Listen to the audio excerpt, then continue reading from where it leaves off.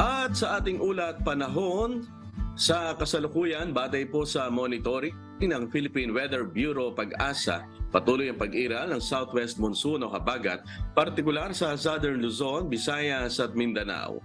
Sa Luzon ay walang masyadong namataan ang mga kaulapan, kaya inaasahan po ang mainit at maalinsangang panahon sa Luzon.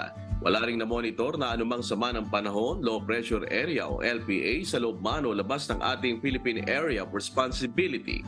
Malaki po ang tsansa na hindi magkakaroon ng bagyo sa bansa sa mga susunod na 2 hanggang 3 araw.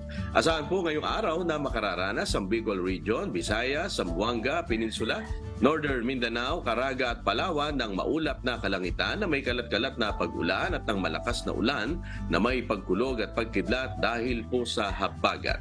Samantala, makararanas naman ang Metro Manila at nalalabing bahagi ng bansa ng bahagyang maulap hanggang sa maulap na kalangitan na may kalat-kalat na pag-ulan o ng malakas na ulan na may pagkulog at pagkidlat dahil pa rin sa habagat o localized thunderstorms. Ang agwat po ng temperatura para po sa Baguio City ay maglalaro mula 17 hanggang 23 degrees Celsius.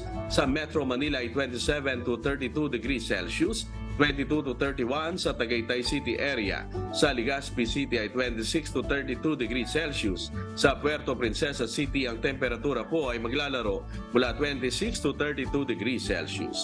25 to 32 sa Cebu City area at sa Davao City mula 24 hanggang 32 degrees Celsius.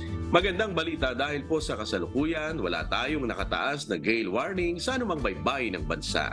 Kaya po ang ating mga kababayang mangingisda, pati na rin ang may mga maliliit na sasakyang pandagat, ay malayang makapapalaot sa mga baybayin. Sumigat po ang araw kaninang alas 5:42 ng umaga at lulubog naman mamayang alas 6:20 ng gabi. Tandaan, sa bawat araw na ating nasisilayan, tayo magpasalamat sa Diyos na may lalang.